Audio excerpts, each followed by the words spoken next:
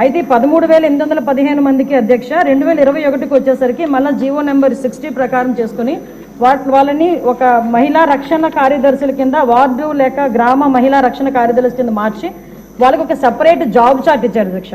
Job చార్ట్లో కూడా అధ్యక్ష చూస్తే పోలీస్ డిపార్ట్మెంట్ ఇందాక కోన రవికుమార్ గారు సభ్యులు చెప్పినట్టుగా ఒక చీఫ్ సెక్రటరీకి ఎన్ని బాధ్యతలు ఉంటాయి అన్ని బాధ్యతలు కూడా ఒక గ్రామ మహిళా సంరక్షణ కార్యదర్శికి అప్పచెప్పడం అన్నది చూస్తేనే అధ్యక్ష వీళ్ళ తాలూకు అవివేకం అన్నది లాస్ట్ గవర్నమెంట్ తాలూకు అవివేకం అన్నది చాలా క్లియర్గా అర్థమవుతుంది అధ్యక్ష.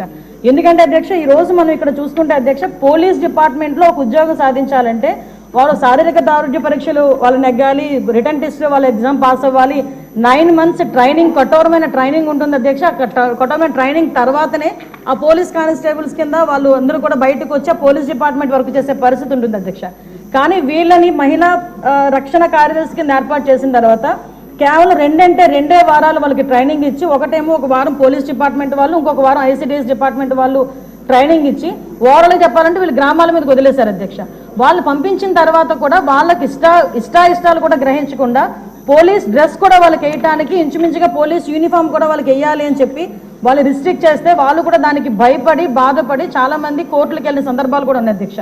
ఈరోజు కోర్టులో దగ్గర 7 రిట్ పిటిషన్లు మహిళా కార్యదర్శికి సంబంధించి ఒక అవగాహన లేకుండా డబ్బులు ఇచ్చుకుని పెట్టుకున్నాడు కదా, ఆ మేధావులందరూ కలిపి ఆల్రెడీ 12,000 మంది వీళ్ళు పనిచేస్తున్నారు కదా వీళ్ళని వాళ్ళు పోలీసుల కింద కన్వర్ట్ చేసేస్తే వాటిని తగ్గించి వచ్చని ఒక ఉచిత సలహా పడేశారు అధ్యక్ష.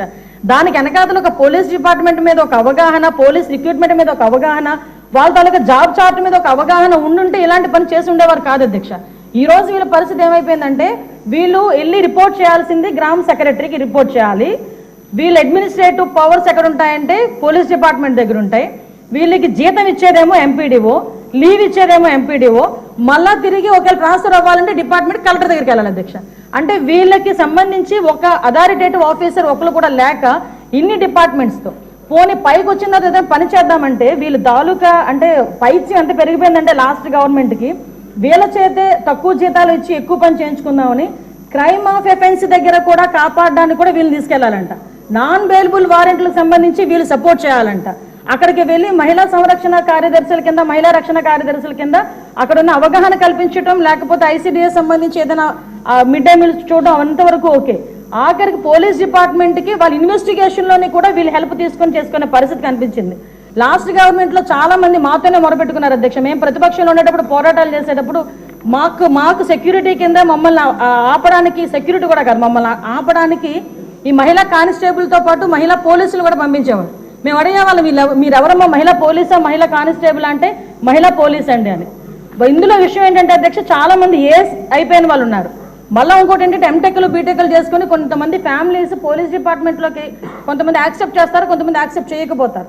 ఇలాంటి సిచ్యువేషన్స్ అన్నింటిలోని కూడా ఈరోజు వీళ్ళు పడుతున్న బాధ అధ్యక్ష వర్ణనాతీతం. ఇంకొకటి ఇందులో కొసమేర్పు ఏంటంటే ఎన్నో సంవత్సరాల కానిస్టేబుల్ కింద చేస్తే హెడ్ కానిస్టేబుల్ ప్రమోషన్ వస్తుంది. హెడ్ కానిస్టేబుల్ దగ్గర నుంచి ఒక ఏఎస్ఐ, ఎస్ఐ, సిఏ ర్యాంక్ వరకు వెళ్తారు. వీళ్ళు ఎటువంటి రిక్రూట్మెంట్ లేదు, ఎటువంటి శారీరక దృఢ పరీక్షలు లేవు, ఎటువంటి రిటర్న్ టెస్టులు లేవు, ఎటువంటి ట్రైనింగ్స్ లేవు. వీళ్ళకి కూడా మహిళా పోలీస్ దగ్గర నుంచి అప్ టు ఇన్స్పెక్టర్ వరకు కూడా వీళ్ళకి కూడా ఒక ప్రమోషన్ జాబ్ చార్ట్ ఇచ్చేసి ఒక జీవో కూడా రిలీజ్ చేశారు అధ్యక్ష.